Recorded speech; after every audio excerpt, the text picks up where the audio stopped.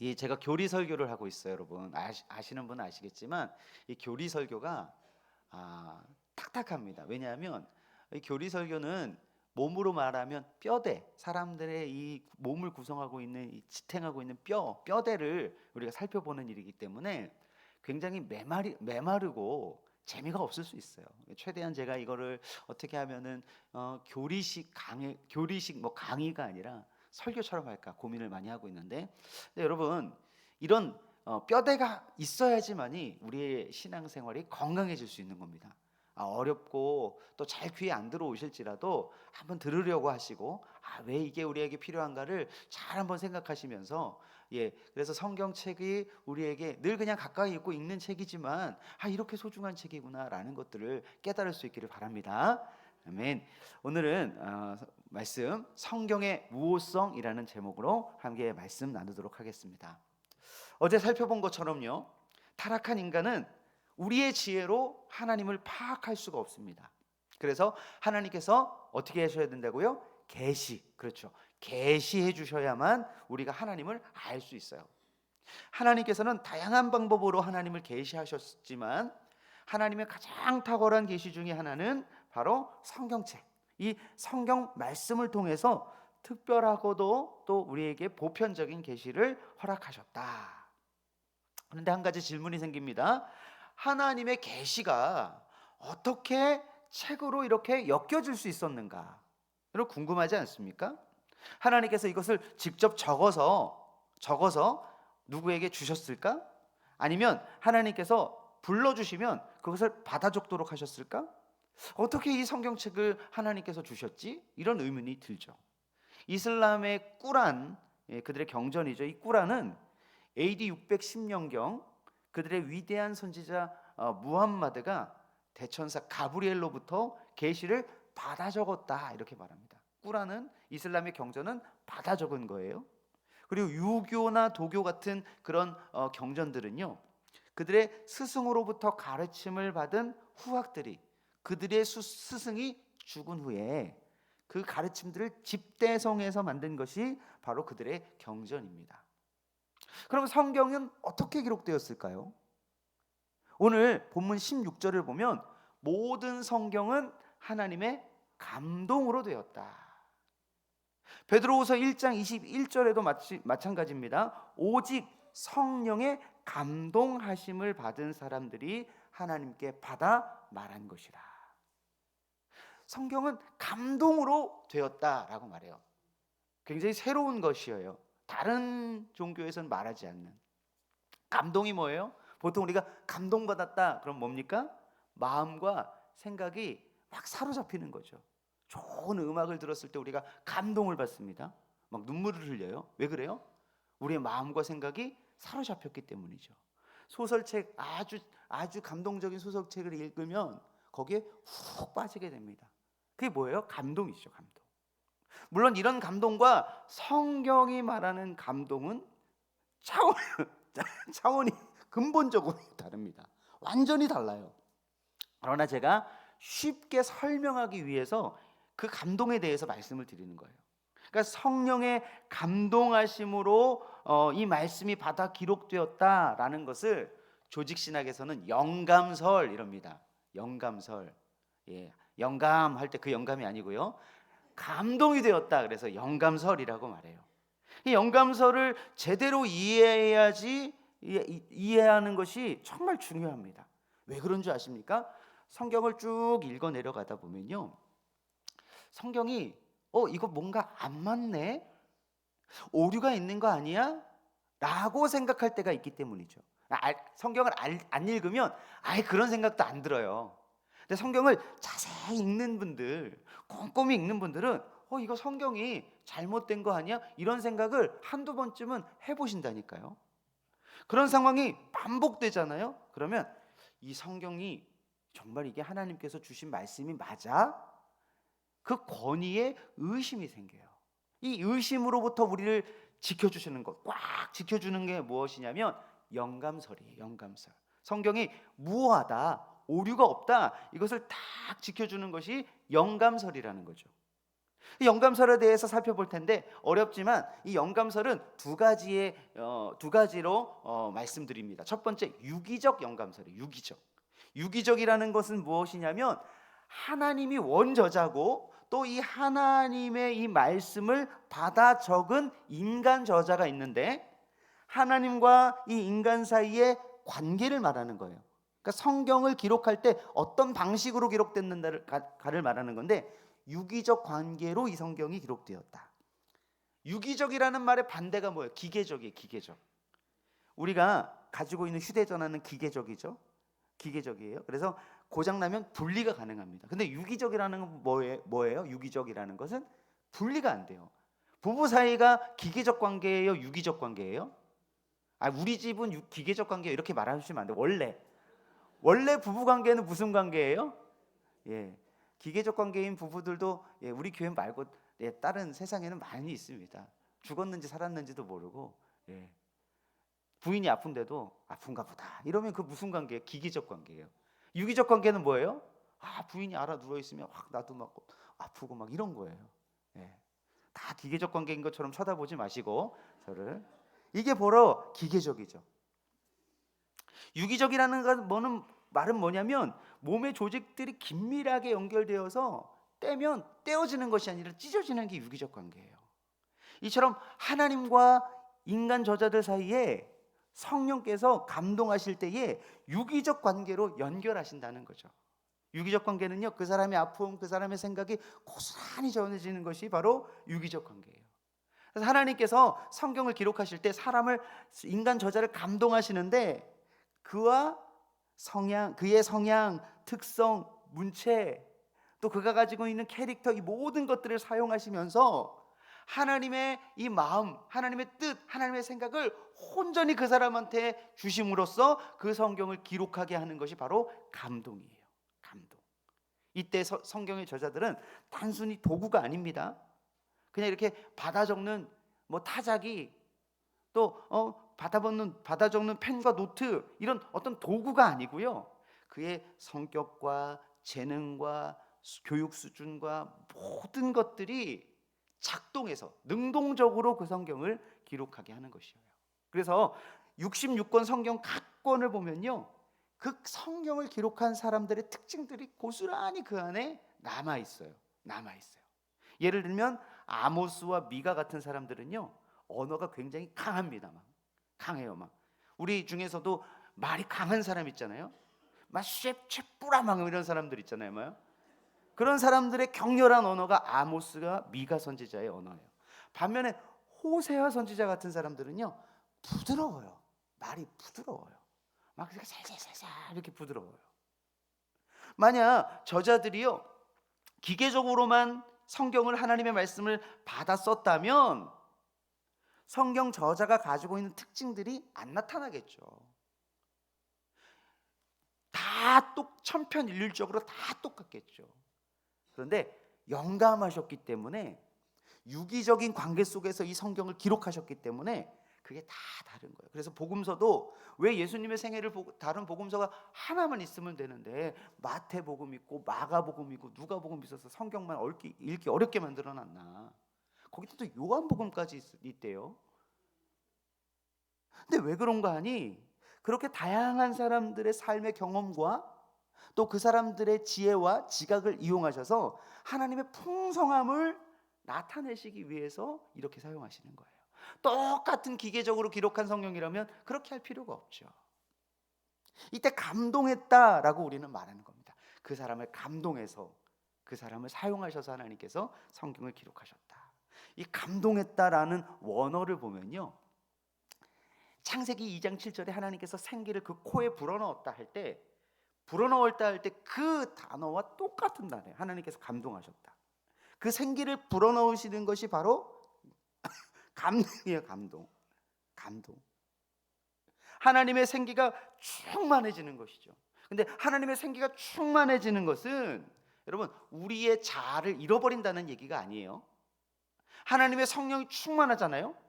우리가 잘못 신앙생활하면 하나님의 성령이 충만하면 우리의 존재를 그냥 놔버린다고 생각해요. 소위 말해서 엑스터시, 황홀경에 들어가는 게 성령 충만한 것이라고 생각해? 아니에요. 성경이 충만하잖아요. 그럼 우리는 우리의 인격이 더 분명해지고 또 우리의 인격 그대로가 하나님 앞에 딱 사로잡히는 거예요. 그것이 바로 성령의 충만이고 감동이에요. 감동. 그래서 성경 제자들을 감동하셨다는 것은 하나님께서 그들의 경험과 행동 전체가 하나님께 완전히 사로잡혀서 하나님의 생각과 뜻을 완전히 이해할 수 있도록 그렇게 하신다는 것이 바로 이 성령의 감동이라는 것입니다.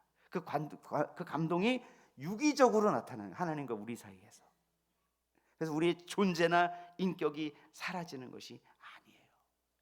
성경이 너무나도 풍성한 것이죠. 왜 선지서가 그렇게 막 수많은 12권에서 있는 선지서가 그렇게 있을까요? 하나님께서 그 각각의 선지자들의 특징을 사용하셔서 하나님의 다양한 마음과 성품과 하나님의 생각들을 그렇게 표현하시기 위해서 하나님께서는 여러 사람들을 사용하시는데 감동의 방법으로 영감해서 그들을 하나님께서 사용하셔서 성경을 기록하셨다는 것입니다. 이렇게 성령의 충만함으로 감동되어서 성경이 100% 하나님의 뜻에 합당한 기록이다.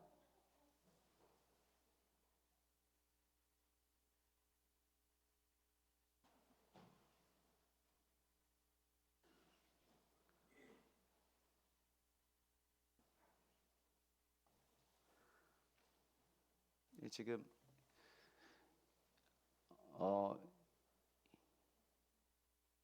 119를 빨리 전화 좀 해주시고. 예.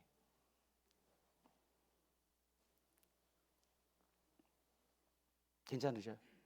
아, 네네네. 아, 네.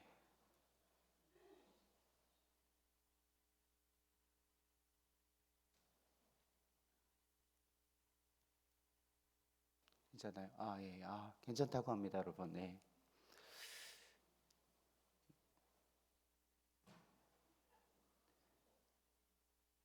네. 아, 저도 막 너무 갑자기 머리가 갑자기 막 이렇게 멈춘 것 같아가지고, 예. 그 아무렇지도 않게 이런 걸 우리가 대하면 안 되거든요. 예. 잘 또 봐야 되고, 예. 우리가 이렇게 너무 무리하시면 저럴 수 있고 학생일지라도 그럴 수 있어요. 예. 그래도 이제 일어나서 걸어 나간 거 보니까 괜찮은 것 같고요. 예. 그래 좀 많이 그렇습니다. 네. 그게 이제 유기적이라는 거예요. 유기적. 예. 그다음에 두 번째는 축자 영감설이라는 거죠. 축자 영감설. 우리가 축자 영감설에 대해서 한번 생각해 보시겠는데요. 이 축자라는 것은요, 단어 하나하나까지도 하나님께서 영감하셨다, 이런 주장입니다. 우리 교단이 속해 있는 우리 교회 하양교회는요, 유기적 영감설과 더불어서 축자 영감설의 이 교리적 전통을 믿습니다. 축자 영감설을 주장할 때 우리가 오해하는 것이 있어요. 무엇이냐면 예수님께서 이런 말씀을 하신 적이 있습니다. 성경의 1.1획도 결코 없어지지 않고 다 이루리라. 기억하시죠? 근데 이것 때문에 축자 영감설을 문자주의로 오해하는 사람들이 많아요. 문자주의. 예수님께서 1.1획도 결코 없어지지 않고 다 이루리라 라고 말씀하시는 것은 예수님께서 그 율법을 다 이루겠다, 내가 율법을 하나도 빠짐없이 다 이루겠다라고 말씀하시는 거기에 방점이 있는 거예요. 이 예수님의 말씀을 가지고 성경의 글자 하나에 막 집중하다 보면은 어떻게 되냐면 본문간에 불일치가 있거든요. 성경 안에도. 그러면 1.1회까지도 하나님 틀림없다고 했는데 이거 못 믿겠네, 이렇게 될 수 있다는 거예요. 예를 들어 말씀드릴게요. 예수님께서 복음서에 보면 전도대를 파송하시면서 마태복음에서는요, 지팡이를 가지지 말라 이렇게 말해요. 전도 갈 때에. 근데 마가복음에서는요, 지팡이 외에는 가지지 말라 이렇게 말해요. 그러니까 헬라어로 마태복음에서는 메라는 단어가 썼고 마가복음에서는 에이메라는 단어가 쓰였어요. 이건 완전 달라지는 거예요. 지팡이를 가지지 말라와 지팡이 외에는 가지지 말라가 무슨 엄청난 차이죠. 여러분, 지팡이 가지고 가야 돼요? 안 가지고 가야 돼요? 네. 이렇게 불일치가 있다는 거예요. 불일치가. 바디메오를 고친 사건도 보면 누가복음에는 예수님께서 여리고를 들어가실 때 고쳤다. 그리고 마태와 마가는 여리고를 떠날 때에 고쳤다. 불일치가 있어요. 명확한 불일치가 있어요. 사무엘상을 보면 다윗을 8째 아들로 소개해요. 이 역대상에는 다윗을 7째 아들로 소개합니다. 이런 불일치가 성경에 엄연히 존재한다니까요. 만약 축자 영감서를 문자주의, 한 글자도 오류가 없다라고 주장을 밀고 나가면 이 성경 자체가 가지고 있는 엄연한 모순을 우리가 설명할 수가 없어요. 이 딜레마를 어떻게 해결할 수 있을까? 첫째는, 여러분 잘 들어보셔요. 첫째는 우리가 주장하는 성경의 무호성은 성경 원본에 대한 주장이에요. 우리가 지금 가지고 있는 성경은 사본의 원본이 아니고 사본의 뭐 몇 번 했는지는 모르겠지만 아무튼 많은 사본들을 계속 베껴 쓴 그 사본을 번역해서 우리가 가지고 있는 성경이 바로 이 개역개정 성경이죠. 그러니까 원본과는 좀 차이가 있다 없다? 있다. 성경 원본은 일찍이 사라지고 없어요. 일찍이. 왜 그랬나? 이것도 이제 나중에 한번 기회가 있으면 설명하겠지만 아무튼 성경 원본은 없어요. 아무래도 그 성경 원본이 우상이 될 수 있기 때문에 하나님께서 없애지지 않으셨나라는 생각을 해봅니다. 그래서 이 성경들의 원본은 없지만 이 사본들을 가지고 있지만 성경 원본에는 오류가 없을 것이다. 그러면 이 사본을 우리가 믿고 따라갈 만한가? 의심이 생기죠. 거기에 대한 이야기를 잠시 해드리겠습니다. 성경의 원본이 없다고 해서 사본의 권위가 무시돼도 된다는 말씀이 아니에요. 1900년대 중반까지 성경의 사본 중에 가장 오래된 사본이 마소라 사본이라고 하는데요. 주후 6세기, 7세기경에 만들어진 사본입니다. 그게 무슨 얘기냐면 가장 마지막에 쓰여진 성경이 말라기인데 그 말라기 원본이 기원전 5세기에 쓰여졌어요. 5세기에.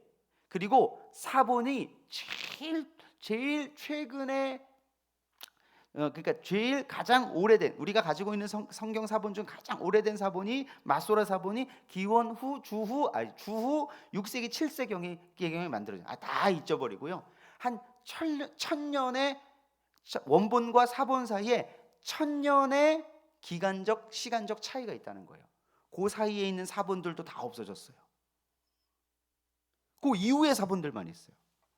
그러니까 원본과 사본 사이에 이 1000년의 시간적 간격이 있는데 이 성경이 원본과 얼마나 일치할 수 있겠는가 이런 의심을 가지고 있었어요. 그런데 1947년에 이스라엘 사해 바다 아시죠? 주변에서 동굴에서 사본이 발견됐는데 쿰란 사본이라는 것이 발견됐어요. 이 사본은요 6세기, 7세기경에 쓰여진 마소라 사본보다 한 600년, 700년, 800년 앞서서 쓰여진, 그러니까 성경 원본과는 불과 200년 정도의 차이가 있는 그런 사본이 사해의 쿰란 동굴에서 발견되어서 이것을 쿰란 사본이라고 합니다. 사람들의 관심이 집중됐죠. 우리가 마소라 사본을 갖고 있었는데 너무 원본과의 차이가 있어서 이 성경이 진짜인지 가짜인지에 대해 의심이 있었는데 놀라운 것은요, 이 쿰란 사본이 발견되었는데 이 쿰란 사본이요, 이 마소라 사본과 쿰란 사본 간에 불일치가 거의 없었다는 거예요. 물론 약간의 차이가 존재하죠. 하지만 이 성경의 약간의 차이는 무시해도 될 만큼의 그만큼의 정확한 일치도를 가지고 있었다는 겁니다. 그러니까 사람들이 이것 때문에 놀란 거예요. 이제 이 쿰란 사본이 발견됐을 때 사람들은 말했어요. 이제 기독교는 끝났다. 이 사본이 가짜라는 것이 밝혀질 것이다. 근데 웬걸요?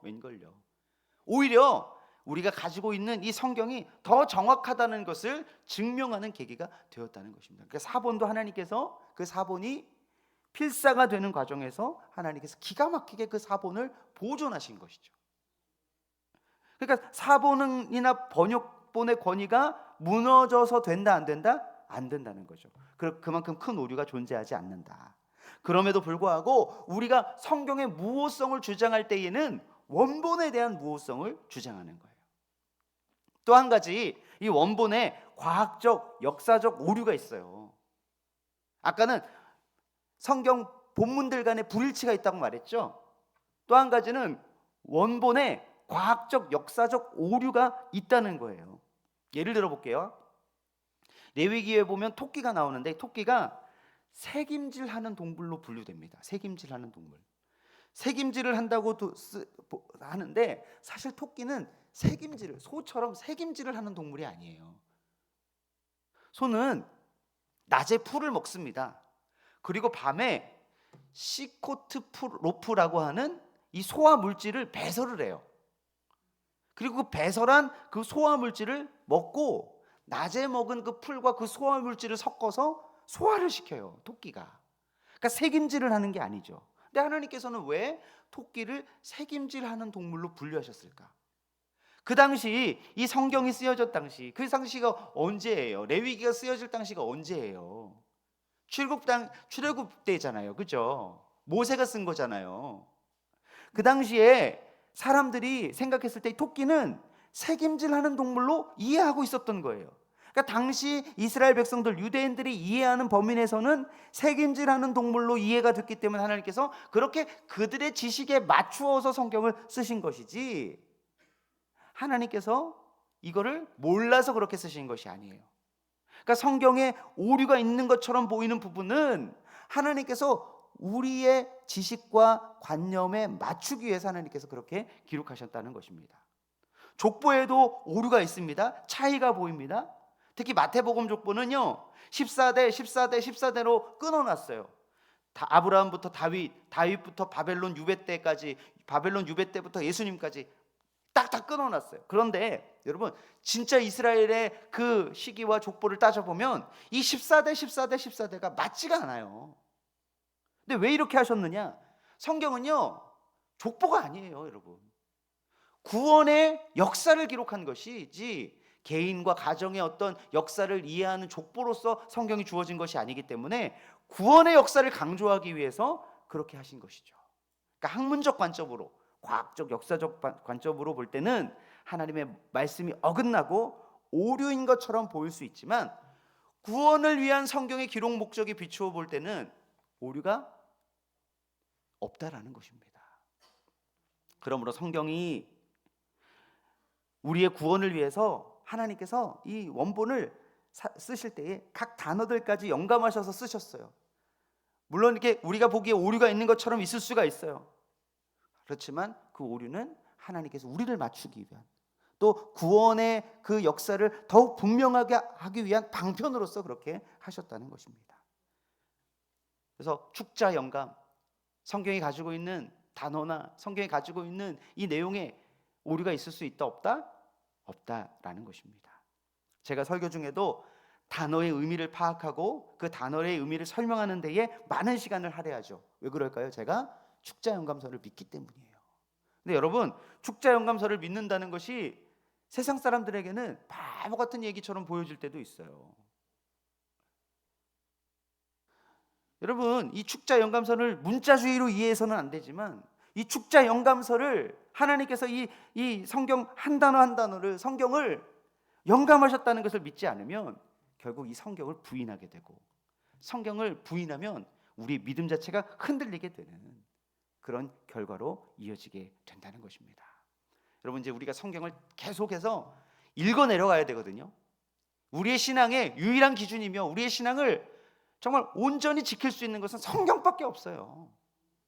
이 성경을 읽어 내려갈 텐데, 성경을 자세히 읽어 내려가면 갈수록 우리가 꼭 붙들어야 되는 것이 무엇이냐면, 성경은 무오하구나, 오류가 없구나, 성경은 진리구나라는 사실을 간절히 믿는 성도들이어야만 이 성경을 잘 하나님 앞에서 읽어 내려갈 수 있으며, 또 성경이 성도의 신앙의 삶의 유일한 법칙이라는 것을 부정하지 않게 될 것입니다.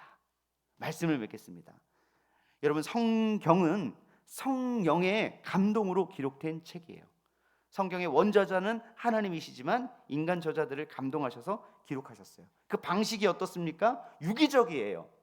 경험, 인격, 스타일, 그것을 사용하셔서 성경께서 그 사람을 사로잡아서, 그러나 그 인격을 무시하지 않으면서 유기적으로 성경을 기록하셨다라는 것입니다.